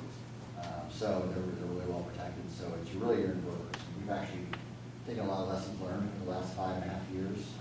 We're really just now utilizing 2 inverter companies that have had the best track record. You can save a little bit of money up front, but then when you look at it over the life of the product, it doesn't make sense. So you're saving more money over the time just by having inverter uptime. What kind of maintenance, if any, do schools do? These are fixed mount systems on the ground. Typically, you don't even have to clean them, especially on a ground mount system where we have like a 25-degree angle. So a rain will clean them off. Unless they're close to a field, it's a really dry harvest season, then there could be a little bit of they have a little bit of static electricity on them, so there could be a little bit of dust that kind of sticks to them. But again, we're monitoring, you guys, we're teaching you guys how to monitor too. So we're looking at those systems, and if you have say an inverter that is producing, 5 or 10% less than all the other inverters that are, right next to it, then that sends us, emails and codes and saying, hey, there might have an issue here, to take a look at it. Again, from the maintenance side, there's really not much maintenance on a fixed system. We do, occasionally see that there's a, squirrel will get into something, or we do have a system in Indiana.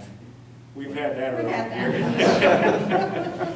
We had a, We had to take a half day of school because the squirrel got into the. we try to, we've taken a lot of lessons learned over the years, so we try to keep those, kind of concealed in raceways now. We did have one that, it was through an FFA program land that we used, and so, we had, they're all fenced in, so we had some issues with, the ongoing issues with the system. We'll come to find out they placed sheep in the solar field to eat the grass, which is really, a very interesting concept to do that in Europe. The sheep, they were hanging the sheep feed buckets off the top of the panels. So they were, pulling the panels down and messing them up. So we, if you guys decided to, move forward and do something like that, just let us know. Really, there's not a lot in a fixed mount system. There's really not a lot of things. And you said the insurance, like, they'll have to be insured in case, I don't know, they get destroyed by a tornado or something, but the insurance is included, or is that something? Well, from the power production, it is.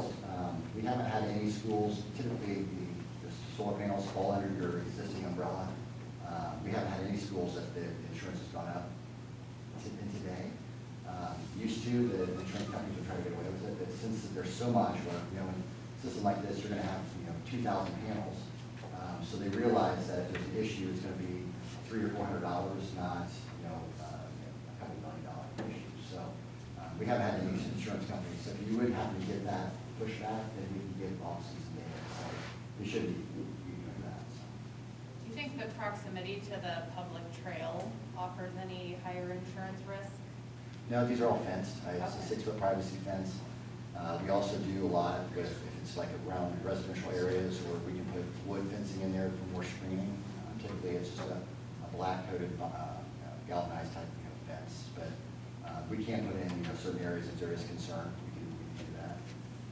But we haven't had really, only ones that we've ever had was, we did have a system down at the University of Arkansas Pine Bluff, and we had a lot of pushback in the beginning from the school, or from the university, because it was a trail from the local community to get to the downtown area. And someone actually went through with some bolt cutters and cut the fence out so they could walk through it. They didn't want to walk around the fence. So, in a community like this, I wouldn't really see it kind of out of the way. I think maybe more of a talking point, and just from a community standpoint. Kind of a hypothetical, I'm not even sure you can answer this, but in terms of compatibility to say, like, kind of future forecasting the technology of, say, inverters or future solar technology, I mean, what, in 10 years, if suddenly there's something brand new, is that certainly something that's compatible with an existing system? Well, I mean, so I've been in solar now for 15 years, and there's always been this new technology, and we don't see it as much anymore. It's more about 8 to 10 years ago.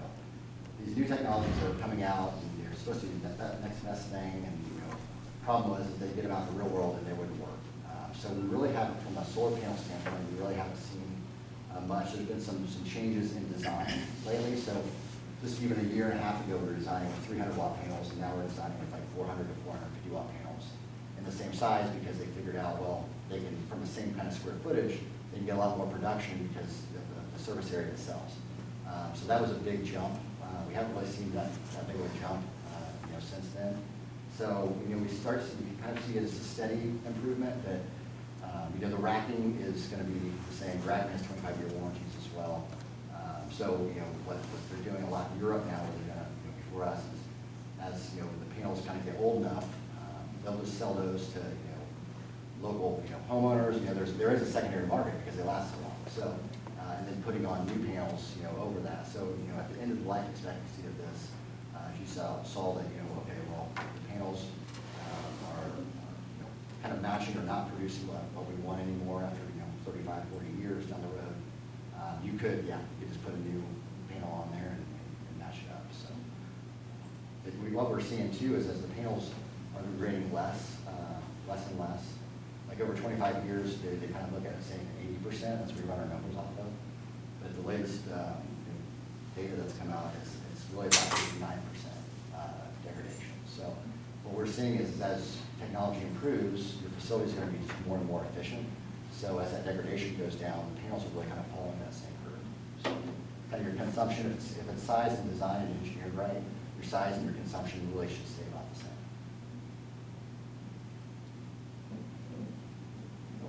Are there any incentives that we would be potentially eligible for? Yeah, I mean, there's several out there that we would want to look at. It really depends on your system size. There's some grants available, but what we do is we look at the benefit of that grant compared to the market price of product. So, you know, you can get a grant, but you have to buy certain panels through that, but the panels are more expensive. So what we do is that's one of the pieces that we look at, with multiple designs, you know, multiple options, and really what's going to be the best return on investment for you guys. We're always looking out for those. We got a grant for a school in McGuanago. It was an energy innovation grant. They did a lot smaller system, but they got their grant for half the cost of the price. So we're always, they come out every year, depends when installation would be and when we would go after that grant, but we would do all the paperwork on your behalf. Conversation we had with, forgetting her name, the gal from Dane County. Yeah. I'll look it up. She was a very nice lady. But the conversation that we had is she talked about the green energy in Dane County and the possibilities, though, is just talking about some of the legislation that's presently out there too, that's actually going to make this environment more favorable for the consumer versus less favorable. So the timing, at least the way that I was hearing that from her, the timing is favorable for us if this is something we decide to pursue, because it appears the red tape and then some of the restrictions will be relaxed in ways that better support the consumer versus the producer, if you will, the energy company. So that was positive to hear in that conversation. And she was a good connection.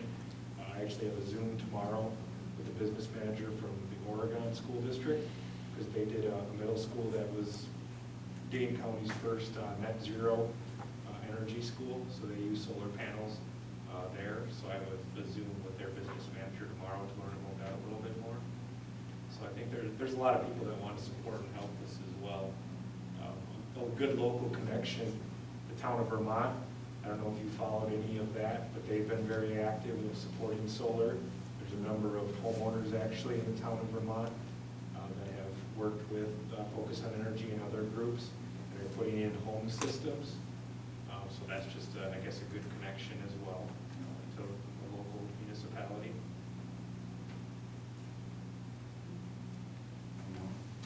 The cost savings that you had on there, does that just include the utility avoidance, or does that include selling back to the utility what's in excess when the building isn't in use? That's both. That's working with the, you know, from the system standpoint of whatever it's like back. Now that's something we'd have to look into more detailed from a every 15-minute standpoint. But yes, that's including what the sellback price is and what the cost of the avoidance would be as well. Moving on, so each of the systems and inverters come with monitoring. So again, this is something that we would want to incorporate with the educational curriculum. A lot of the education can be pulled from this kind of data. Teachers really do enjoy this. But again, all your inverters come with this, and not an extra expense. So it gives you a lot of extra resources there to look at. And just, you know, going on to the, like I already kind of said before, but just with the teacher training, again, this is me. We were told, you know, about heat up here, which helps with the training as well, and getting hours for training.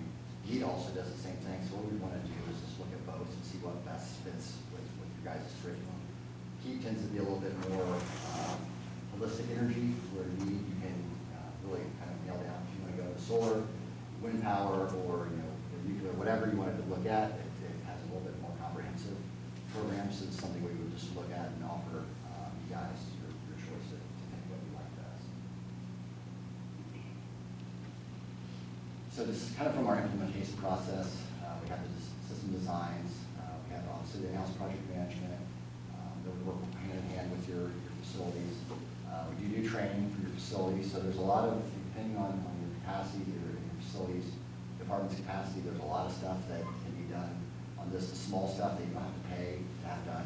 There's a lot of companies that are selling service contracts, and expensive service contracts, and again, with proper training and proper engineering design, you don't need to do those. Again, with the curriculum support, and then with the problem resolution. They're saying we're constantly getting monitored, email alerts if there is an issue or a potential issue, and as well as your staff as well. So we're working hand in hand as, hey, and to be honest with you, it's a lot of, I guess, the facilities, everyone's busy. So they're not, just looking at it right off the bat. So we really, have one of our engineers who's really kind of moved over to just really helping all of our facility managers, making sure, walking through, helping them if there's an RMA on a product or a piece, really facilitating that just to make it as simple as possible. And that's it. Any other questions? Thank you. Thank you so much. Kathy Coots, she's the director, Dane County Office of Energy and Climate Change. I just felt bad that I could not remember her name. It's scary. So I had to find the email. Well, it's not like you have everything else on. Yeah. Well, I have a friend that put a solar panel at his house, and he said that on sunny days, he's making money. And he said it gives you a new appreciation for the nice bright days. But he said his monthly bills are always less than $10. And he said, that's just incredible to think that you can live today and have a utility bill under $10. So it's encouraging. Yeah, I guess what I just throw back out to the board again is, it's not a resolution tonight, but just the notion that we've talked about this. We've talked about this in conjunction with the long-term facility planning and with the dollars that have been put into Fund 46, which do become available next summer within the 5-year mark of that fund. So it's just food for thought. I will email the presentation to you so you can kind of look at those numbers again and think about this a little further. I guess from my standpoint, if it's something that the board is interested in continuing to explore at a deeper level after the presentation tonight, that basically be the only indication that I need is we would like to continue to explore this further, because then I can let Jim and their team know that there seems to be a genuine interest here. Now it's just a matter of, digging in a little deeper and assessing the feasibility and deciding if this is something that we want to pursue. So I guess that's kind of where it's at in my view, is take a look, think about it a little more, and we'll bring it back up here in the next month or so and say, hey, let's keep researching, or we've had enough. But are we all pretty set on the fact that we probably just want our own out by the track or whatnot? Are you guys interested in having one on the roof or having something else? No, not the. I mean, we don't need to, if we can kind of agree on that, then they can give them some guidance as to how it looks. I think it'd be helpful to have an updated Fund 46 list after we took out a lot of the stuff being completed with the renovations and new building, just to kind of conceptually understand. See what's still on there. What's left, where the, It's called what's balance. So, and probably where we would put it would be, it's kind of swampy. Does that complicate things at all? Yeah, we looked, that's one of the things we look from a design standpoint is what the floodways and floodplains are. So it's not in either one of those. Actually, we put solar panels in floodplains without much resistance from the local authority. But these are outside that, so it's fine. The panel or the racking is all galvanized. It's going to last through whether it's swampy or not. What we just basically do is, again, look at that 100-year to 500-year flood level, just to protect it so that system is above that. They just had a. Shoot, we just missed the. Yeah. That's a new meeting. You can probably find the watermarks from Yeah. the point. Good. I don't want to get too off topic, but what's the future of busing 20, 25, 30 years from now? Are we looking at Rateways replacing some of their buses with electric buses, or is that? Actually, we just had a city kind of update, and they had just bought an electric bus. And they bought that with their solar savings. They put a system in 2017, so they used, and marked that over, and they were, really excited. But yeah, I mean, it's really gonna be the future. And also too, big piece moving forward, which is still not there yet. I was before solar, I was in energy storage for 6 years, so it just kills me that I can't, really, school, pricing's not there yet, but we design all of our systems, so the energy storage, when it does get to that point, it's really kind of more of a plug and play, you can integrate in. And what that can do is really help with your demand savings as well. So, moving forward, I think the future is gonna be microgrids, where it's gonna be distributed generation, and it's much cleaner, there's a lot less power loss, and, it's pretty exciting where it's going. So, financially, is this something that we could kind of say, yes, continue going down this road, but if we tell them now, you guys could prepare the systems or whatever you're building, in the back for the elementary schools, but then like if you can't come around financially pay for it till next summer, we've already got the footing there, is that kind of what we would look at? Yeah, we've talked about that already, that we're building the building in case we move forward with solar. It's not that, there's not a huge thing that we're doing, but we're making sure that if you do solar in the future, it's gonna connect right here. And so we have thought of that. Yeah, we don't wanna have there be no upgrades, and we just put new equipment in, and well, we have more connections, so, we look at that as well. Really, the next step would just be working with Black Earth utility company, making sure it integrates well with their system, and make sure there's no pushback with those. It's fun. That was an interesting chuckle.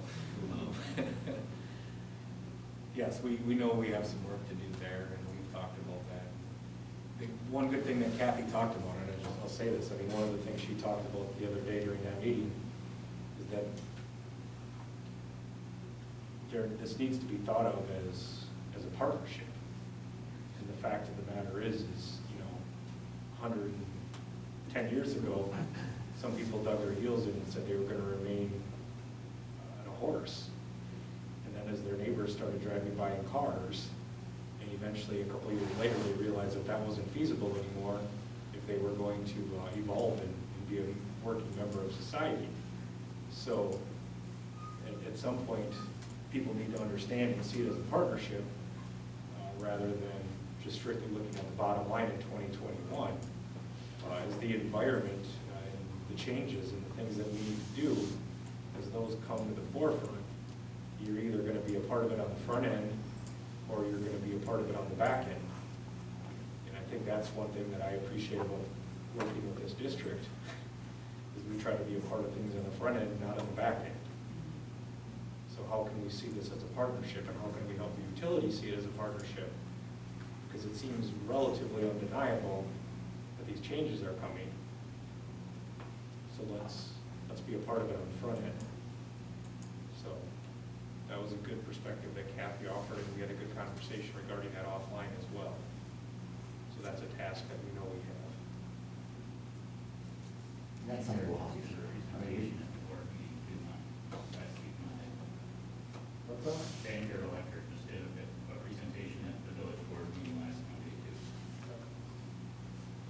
Yeah, we've been in touch with them a little bit, but we're trying to communicate the best we can. We have a stakeholder meeting coming up soon too, so we'll be able to talk a little bit more about it then as well. All right, does anybody have any other questions?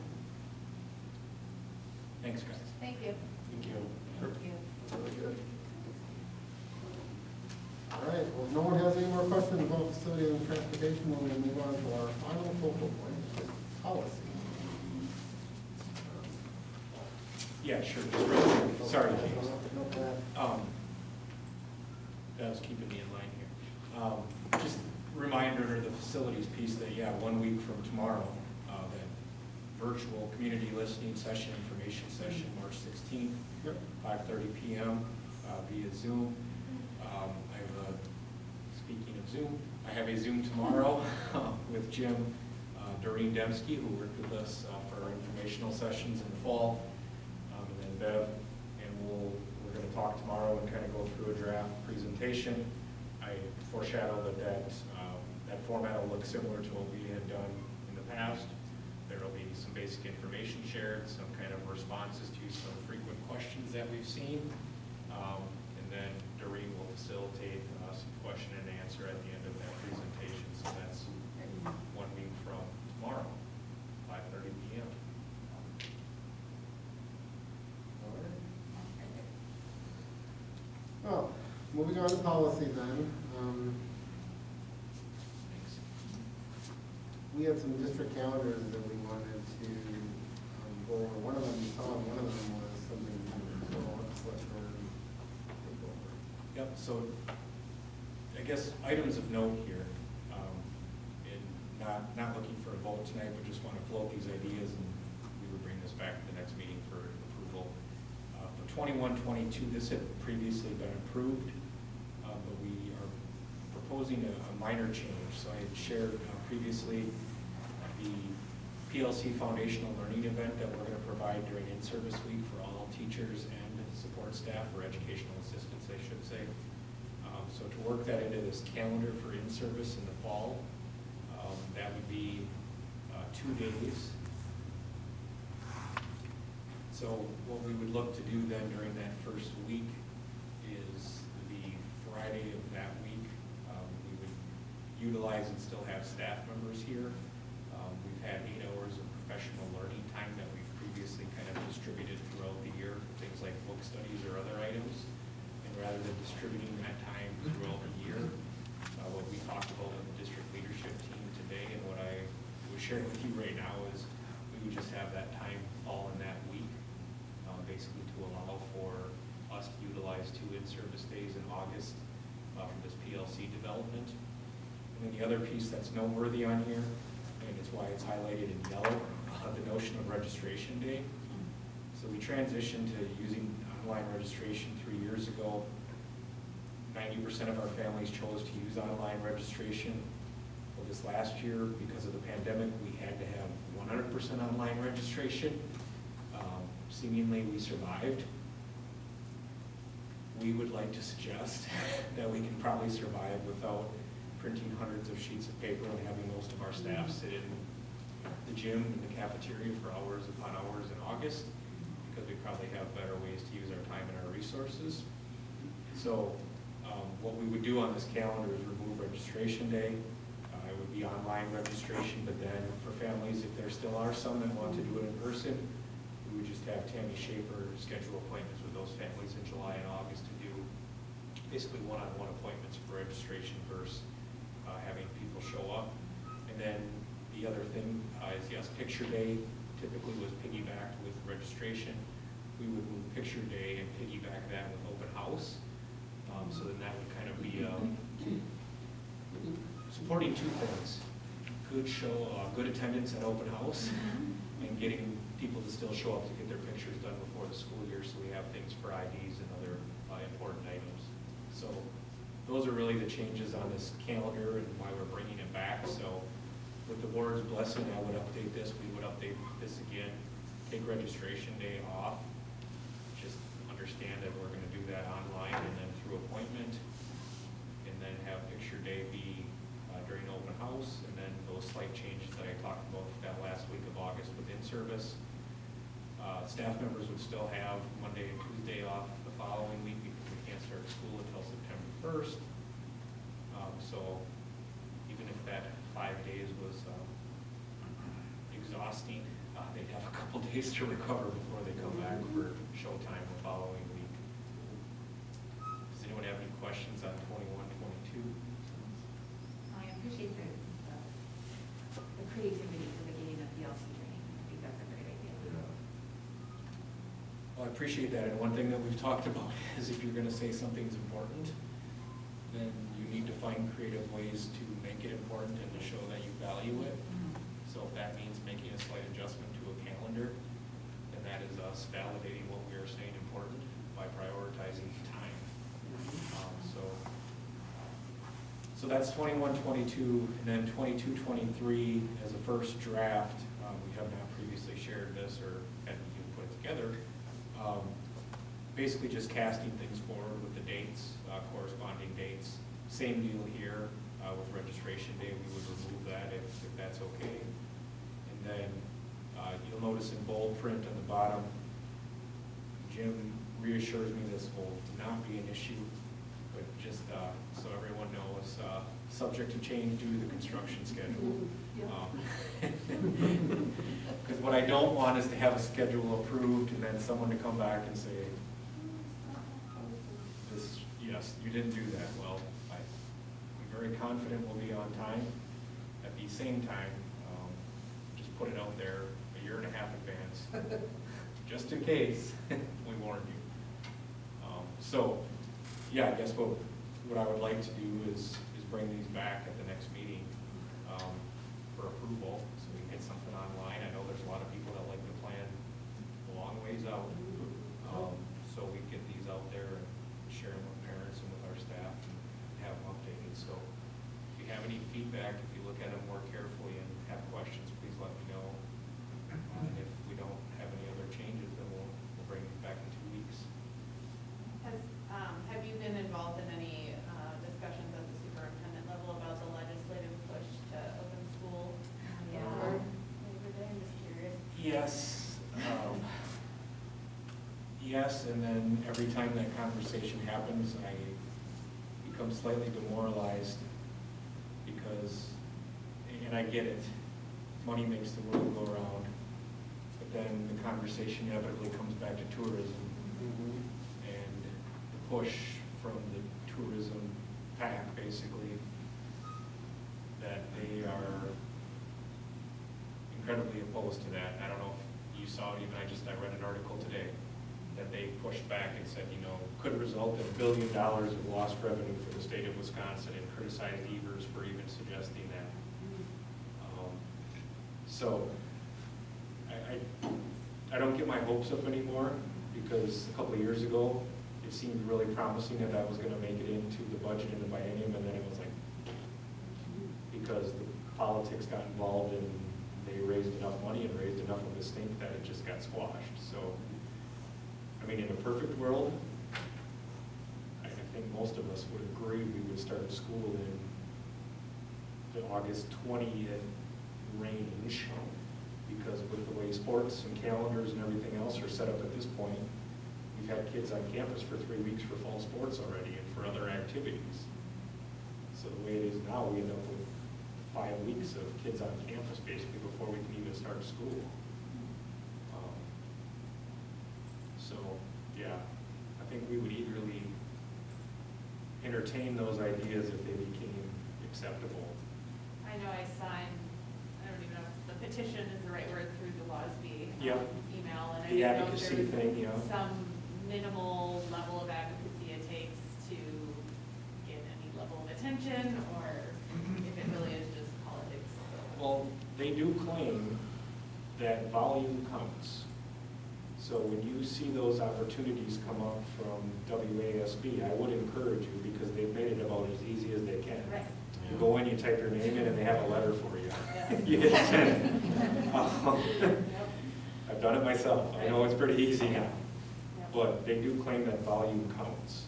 So if you see those things come up in your WASB emails, I would encourage you to take the 5 minutes to do it, because even things like the state budget, which supposedly the Republicans announced they're going back to the base and they're basically disregarding Governor Evers' budget. The more advocacy you can do for things that you think support our district, as I've been told, yes, volume counts. So if they're hearing from thousands of people, that matters.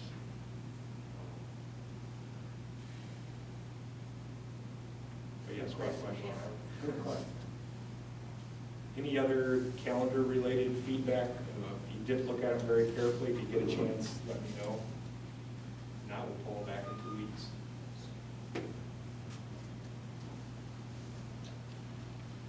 Okay, we'll move on to 6.1, action on open enrollment in students for the 2020-2021 school year. I'll make a motion. Second. Any further discussion? Hearing none, we'll call the vote. Mike? Yes. Cindy? Yes. Mary Beth? Yes. Gary? Yes. Barb? Yes. Matt? Yes. And I'll vote yes as well. All right, 7.1 is future meeting dates. Does anybody have any questions on any of these? All right. Hearing none, we will roll call to adjourn into executive session pursuant to Wisconsin State Statute 19.85, parent 1, parent C, considering employment, promotion, compensation, or performance evaluation data of any public employee over which the governmental body has jurisdiction or exercises responsibility. And 19.85, parent 1, parent D, conferring with legal counsel when the executive session ends, the school board meeting is adjourned. Mike Wagner, Yes. Cindy Biking. Yes. James Parman. Yes. Mary Beth Shaw. Yes. Gary Tomashki. Yes. Matt Crone. All right, we'll take a quick few minutes